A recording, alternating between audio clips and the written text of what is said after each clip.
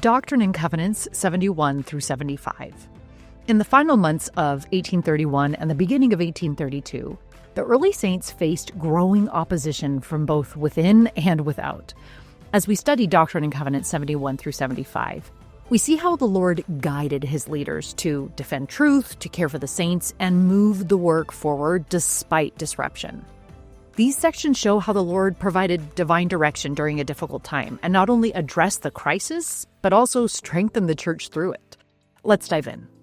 In the spring of 1831, Ezra Booth joined the church after witnessing Joseph Smith heal a woman with a lame arm.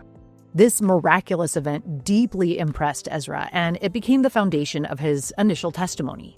His friend Simon's Ryder was similarly moved by Ezra's conversion, and he soon joined the church as well. Both men, seemingly strong in faith, were almost immediately set apart and called to serve missions. However, both quickly faltered. Simon's faith was shaken when he received his missionary call and found that his last name had been misspelled as R-I-D-E-R. To him, this seemingly small clerical error was a serious sign. He decided that if the call had truly come from God, such a mistake would not have occurred. He was discouraged and disillusioned and refused to go on the mission. He remained in Ohio while many others went to Missouri, and he grew increasingly suspicious. He came to believe that the law of consecration was a get-rich-quick scheme devised by Joseph Smith, and he eventually apostatized. Ezra Booth initially fared slightly better. He made the journey to Missouri, but during his travels, he started to voice frequent complaints and criticisms about church leadership. By the time he returned to Ohio in September, he had turned openly hostile toward the church and was excommunicated. Rather than quietly walking away, Ezra and Simons became united in their efforts to tear down the church. Encouraged by others, Ezra started publishing his thoughts and criticisms in the form of 9 letters printed in a local Ohio newspaper. Meanwhile, Sidney Rigdon attempted to publicly defend the faith by challenging Simon's Ryder to a debate on the authenticity of the Book of Mormon, a challenge that Simons declined. Despite Sidney's efforts, the widespread publicity and name-calling inflamed local tensions. Many Ohio residents, influenced by the newspapers, felt increasing animosity toward the church. In response to this growing hostility, Joseph Smith and Sidney Rigdon received the revelation now known as Doctrine and Covenants 71 in December. The Lord instructed them to pause their important work of translating the New Testament and turn their focus to publicly countering the damage caused by Ezra's letters in the newspapers. The Lord didn't give them a set time frame for this diversion, only the direction to keep preaching and defending the truth until he said otherwise. This event reminds us that even prophets sometimes need to adjust their focus to meet the immediate needs of the church and just trust in the Lord's timing and guidance. While Joseph and Sidney worked diligently to counteract Ezra Booth's damaging influence, several elders arrived in Kirtland with questions. They came seeking spiritual guidance and clarity on their duties and general edification.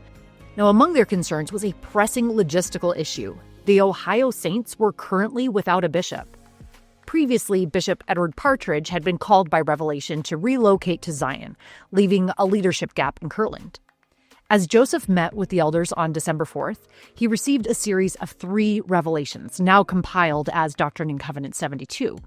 These revelations called Newell K. Whitney to serve as the new bishop in Ohio and carefully outlined his responsibilities. This section illustrates how, even amid public opposition, the Lord continued to guide his church through revelation, providing both spiritual nourishment and organizational stability. By mid-January, after 5 weeks of faithful preaching and public defense of the church, Joseph and Sidney received new instructions from the Lord. In Doctrine and Covenants 73, they were told that their efforts had fulfilled the Lord's purposes and they could now return to translating the New Testament. Meanwhile, the other elders of the church were to continue in their respective callings until the upcoming church conference later that month. As Joseph and Sidney resumed their translation, they arrived at 1 Corinthians 7, verse 14, a verse that some Christian denominations had interpreted as a reason to baptize infants. But Joseph had already translated the Book of Mormon, which clearly taught that little children do not need baptism. Wanting clarity on Paul's words, Joseph inquired of the Lord and received Doctrine and Covenants 74. This revelation explained that Paul was actually referring to the differing religious customs of believing and unbelieving spouses and the potential confusion that could arise for their children. It wasn't a mandate for infant baptism. The Lord also reaffirmed through Joseph that, quote, all children are redeemed by the blood of Jesus Christ, and the moment that children leave this world, they are taken to the bosom of Abraham, end quote. This doctrine, reassuring, hopeful, and clear, was another example of how continuing revelation answered long-held questions and corrected misunderstandings. On January 25th, at a church conference held in Amherst, Ohio, Joseph Smith was formally sustained and set apart as president of the high priesthood. Even though he'd previously received the Melchizedek priesthood from Peter, James, and John, this formal setting apart by the voice of the members was a vital step in the Lord's order of governance. During this conference, Joseph received a revelation, now known as Doctrine and Covenant 75, that instructed church elders on how to fulfill their missionary duties. It also promised blessings to those who faithfully preach the gospel. These instructions were practical and inspired, reinforcing the Lord's pattern of equipping his servants for the work ahead.